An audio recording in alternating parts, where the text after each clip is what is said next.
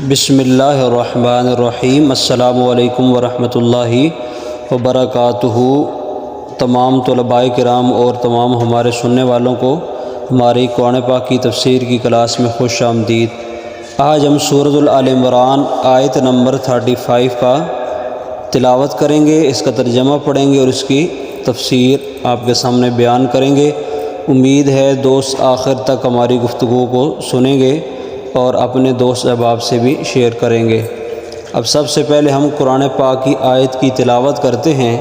اللہ تبارک و تعالی جل شانہ نے فرمایا: اذ قالت امرأۃ عمران ربی انی نذرت لک ما فی بطنی محررا فتقبل منی انک انت السمیع العلیم۔ صدق اللہ العظیم۔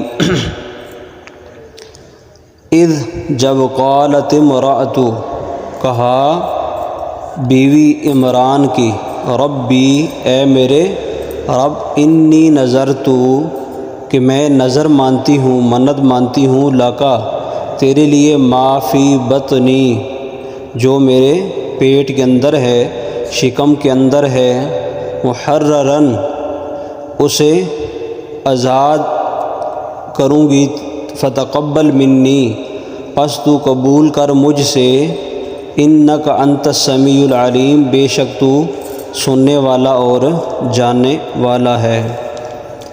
اب اس آیت کی تفسیر ہم بیان کرتے ہیں اور اس کے اندر کیا واقعہ پیش آیا ہے۔ یہ واقعہ تھوڑا لمبا ہے، اس کو ہم 2-3 اقساط میں جو ہے کچھ بات آج کریں گے اور کچھ بات انشاءاللہ کل کریں گے۔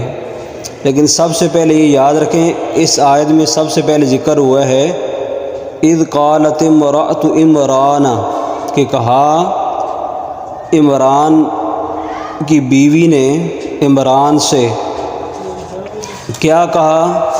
اب یہ عمران جو ہیں یہ کون ہیں؟ اور تاریخ کے جو طالب علم ہیں وہ جانتے ہیں، اور میں آپ کو گوش گزار کر دیتا ہوں۔ عمران نام کے 2 بڑی اشخاص گزرے ہیں۔ ایک سب سے پہلے عمران جو ہے موسیٰ علیہ السلام اور ہارون علیہ السلام کے والد کا نام عمران تھا، اور دوسرا جو اب یہاں ذکر ہو رہا ہے یہ مریم علیہ السلام، ان کے والد کا نام عمران ہے۔ اور مریم کون ہے؟ مریم عیسیٰ علیہ السلام جو اللہ کے نبی ہیں ان کی ماں ہیں، یعنی عیسیٰ علیہ السلام کے نانا ابو کا نام عمران تھا، اور ان کی جو بیوی ہے ان کا نام کیا تھا؟ ان کا نام تھا حنا بنت فاقوزہ۔ اب یہ نام تھوڑا سا عجیب سا، حنا تو عام طور پہ نام سنا جاتا ہے، لیکن ان کی امی جان کا نام تھا فاقوزہ۔ تو ان کا ذکر یہاں پہ آیا ہے کہ روایات میں آتا ہے کہ حنا بنت فاقوزہ ان کی عمر کافی زیادہ ہو گئی تھی اور آپ کے ہاں اولاد نہیں تھی، بچے نہیں تھے۔ تو آپ ایک دن جنگل میں گئی تو وہاں آپ نے کیا دیکھا کہ ایک چڑیا اپنے بچے کے منہ میں چوگ ڈال رہی ہے۔ یعنی چوگ کسے کہتے ہیں کہ پرندے جاتے ہیں وہ باہر سے کچھ چیزیں اٹھا کر واپس اپنے گھونسلے نیسٹ جو ہوتا ہے اس کے اندر ان کے چھوٹے چھوٹے بچے ہوتے ہیں، ان کے بس واپس پلٹ کے آتے ہیں، اور وہاں آ کر اپنی چونچ میں رکھا ہوا وہ دانہ جو ہے آ کر بچے کے منہ میں ڈال دیتے ہیں۔ تو یہ صرف انسانوں میں نہیں، انسانوں کے جو والدین ہیں، ماں باپ ہیں، اکثر دیکھا گیا ہے کہ ماں باپ کو اگر باہر کوئی چیز ملتی ہے تو ان کی کوشش ہوتی ہے، خود بھوکے رہ جاتے ہیں لیکن ان کی کوشش ہوتی ہے کہ یہ جا کر چیز اپنے بچوں کو کھلا دیں۔ تو ایسے جانوروں میں، پرندوں میں، سب چیزوں میں ایسے ہی ہوتا ہے کہ اللہ ماؤں کے دلوں کے اندر بچے کا ایسا پیار کا پیدا کر دیتی ہیں کہ وہ مائیں جو جب تک ان کی اولاد نہیں ہوتی، جو بہت زیادہ کھانے والی ہوتی ہیں، لیکن جب ان کا بچہ ہو جاتا ہے تو وہ جو کھانا پینا اپنے بچوں کے لیے اکثر رکھ لیتی ہیں اور خود بھوکی رہ جاتی ہیں۔ تو ایسے ہی وہ جو پرندہ تھا وہ اپنے منہ میں چوگ لے کر اپنے ننھے منھے بچے کے منہ میں ڈال رہا تھا تو یہ حنا بنت فاقوزہ جو حضرت عمران کی بیوی تھی، انہوں نے دیکھا تو آپ کا دل بڑا افسردہ ہوا۔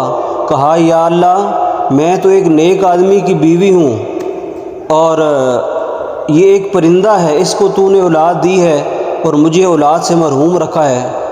آپ نے ہاتھ اٹھائے اور اللہ سے یہ دعا مانگی تو کچھ ہی عرصہ گزرا تو اللہ نے وہ جو آپ نے بہت ہی دل کی گہرائی سے، پہلے تو کبھی دعا کی ہی نہیں ہوگی، لیکن جب مانگی اور اس انداز میں مانگی تو عمر کافی بڑھ چکی تھی، یعنی ایسی عمر پہ پہنچ گئی تھی جس وقت اولاد نہیں ہو سکتی، یعنی بوڑھی ہو گئی تھی آپ، اور بوڑھی عمر میں آپ نے اللہ سے دعا کی یا اللہ مجھے اولاد عطا فرما۔ اور کچھ ہی دن گزرے کہ آپ کو جو ہے اللہ تبارک و تعالی جل شانہ نے حاملہ فرما دیا، یعنی آپ کے پیٹ کے اندر اللہ تعالیٰ نے آپ کو اولاد کی خوشخبری سنائی۔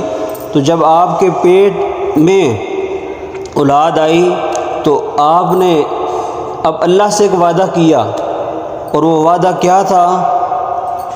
انی نذرت لک ما فی بطنی محررا، کہ یا اللہ جو میرے بطن اطہر کے اندر ہے، میرے شکم کے اندر ہے، اگر وہ اس دنیا میں آتا ہے تو میں اسے تیرے گھر کی ڈیوٹی کے لیے، نوکری کے لیے رکھ دوں گی، اس بچے کو میں اپنے پاس نہیں رکھوں گی۔ اور وہ گھر کون سا تھا؟ وہ گھر تھا جس کی طرح پہلے مسلمان بھی منہ کر کے نماز پڑھتے رہے، اور اس گھر کا نام ہے بیت المقدس، جو فلسطین کے اندر ہے، جس پر ہم پہلے بھی بات کر چکے ہیں۔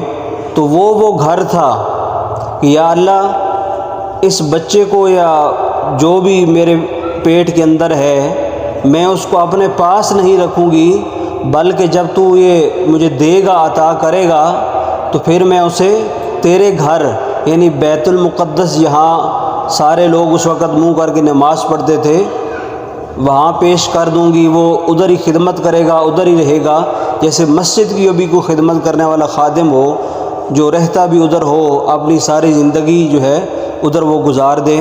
تو ایسے آپ نے اللہ سے وعدہ فرمایا۔ تو اب یہ جب آپ نے وعدہ فرما لیا تو پھر آپ نے اپنے خاوند کو بتایا کہ میں نے اس طرح اللہ سے وعدہ کیا ہے کہ، تو آپ کے خاوند نے آپ کو کہا کہ اگر وہ لڑکی ہو جائے تو پھر تو کیا کرے گی؟ کیونکہ رواج یہ تھا، اور عورتوں کے کچھ عوارض ایسے ہوتے ہیں جن کی وجہ سے وہ ہر وقت مسجد میں نہیں رہ سکتی، اور کچھ مسائل ایسے ہوتے ہیں جس وجہ سے وہ اللہ کے گھر میں ہر وقت نہیں رہ سکتی۔ تو حضرت عمران جو اللہ کے ولی تھے، انہوں نے جب کہا تو حضرت مریم نے کہا یہ تو میں نے سوچا ہی نہیں تھا، بس میں نے اب اللہ سے وعدہ کر لیا ہے۔ تو جب کچھ ہی عرصہ گزرا تو آپ کے جو خاوند تھے عمران رضی اللہ تعالیٰ عنہ علیہ الصلوۃ والسلام، وہ اس دنیا سے پردہ کر گئے۔ اس سے پہلے کہ حضرت مریم اس دنیا میں تشریف لاتی، آپ کی بیٹی پیدا ہوتی، آپ کے جو والد ہیں وہ اس سے پہلے ہی وفات پا گئے تھے۔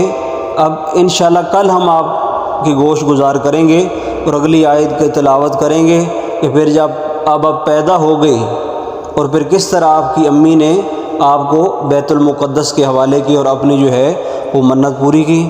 تو اس کے لیے انشاءاللہ ہم کل آیت بھی پڑھیں گے اور اس پر جو ہے آپ کو مزید آگے یہ جو بات چل رہی ہے اس کو آگے جاری رکھیں گے۔